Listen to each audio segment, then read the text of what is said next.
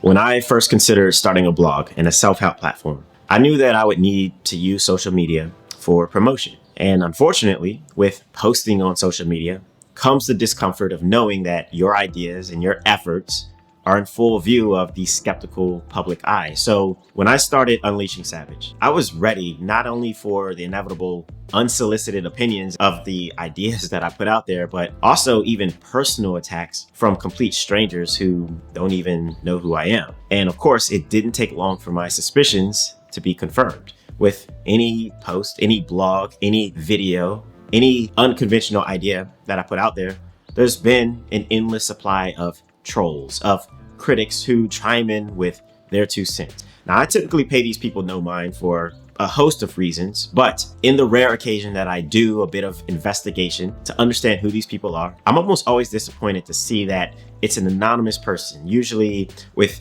no profile photo, right? They seemingly have nothing going for themselves.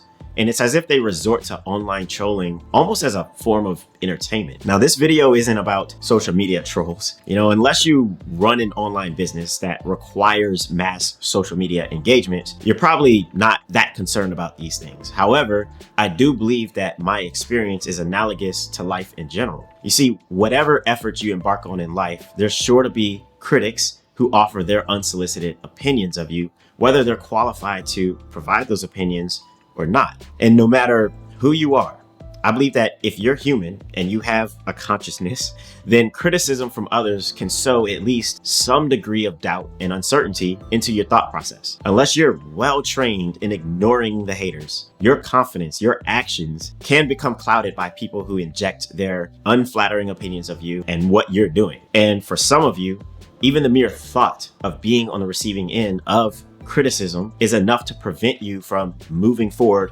with your ambitions in the first place. Now, I know this because I've had far too many conversations with clients who tell me that they would like to start a podcast, but they're afraid of putting themselves out there for other people's judgment, or clients who want to pursue a non-traditional career, but they're concerned about what others in their peer group or even what their family may think. And then some other clients have wanted to, share their fitness or their mindfulness journeys, but they pause at the idea of opening themselves up to the brutalities of the internet. And then some other people, they've expressed concerns about how people would perceive them if they did move forward with a bold plan, only to be unsuccessful. I've also had many conversations with people who are actually in the midst of their journeys, and they've been knocked off center by unwarranted opinions and judgment from others. And despite them doing their best to live their purpose and put positive energy into the world, there are critics that are sure to go out of their way to disrupt this energy rather than finding their own way to contribute to the world in a positive way. So I'm here to offer you a bit of encouragement. It's the same encouragement that I give myself whenever I feel tempted to succumb to the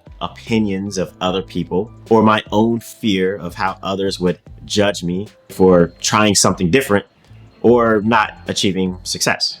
Although it is natural to feel anger or resentment or fear or doubt, you really should feel sorry for people who attempt to bring bad energy into your life. And I say this because choosing to derail someone else's efforts to level up, in my opinion, that's a sign of a miserable existence where a person really has nothing better to do with their time and with their energy. Like the contrast between putting yourself out there to live your truth by becoming better in some arena of life and the critical observers who have yet to find their own path. It couldn't be more stark. So I'll turn to the late great, or not so great, President Theodore Roosevelt, who put things in vivid perspective. Now, I realize that Roosevelt was a controversial figure, so I'm not here to dispute or debate that. However, I will say that he is the author of one of the most eloquent texts that I've ever read in terms of how to feel about criticisms from haters.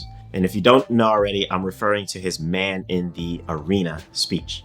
You see, Roosevelt's words in this context amount to nothing short of a masterpiece. To sum it up simply, his words basically explains how there's only a small few people who are in the game, who are busy fighting and giving their all to put points on the board, while the masses of spectators sit on the sidelines heckling and criticizing. And then Roosevelt goes on to explain how the few who experience both the ups and the downs of their endeavors will experience both joy and sadness. He implies that putting yourself out there, taking risks, and experiencing the good and the bad that comes with taking said risks brings vitality to one's life, which is far more noble than sitting on the sidelines in comfort and convenience and never knowing what it is to succeed or to fail.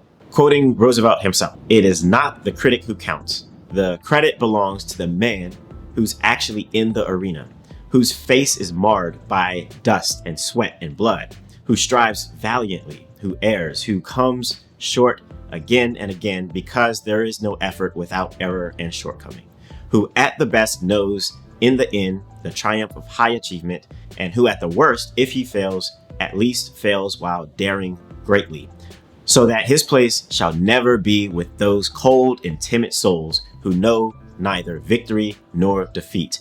End quote. I find these words to be so motivating that I framed them and I hung them up on my wall so that whenever someone who's sitting on the sidelines in their comfort zone, someone who hasn't earned the right to be critical, has something to say to me, I can remind myself that I'm the one who's in the arena. I'm in the game. I'm in the trenches doing the work. To draw on a more contemporary interpretation of Roosevelt's words, I'll turn to a quote by Chris Brown.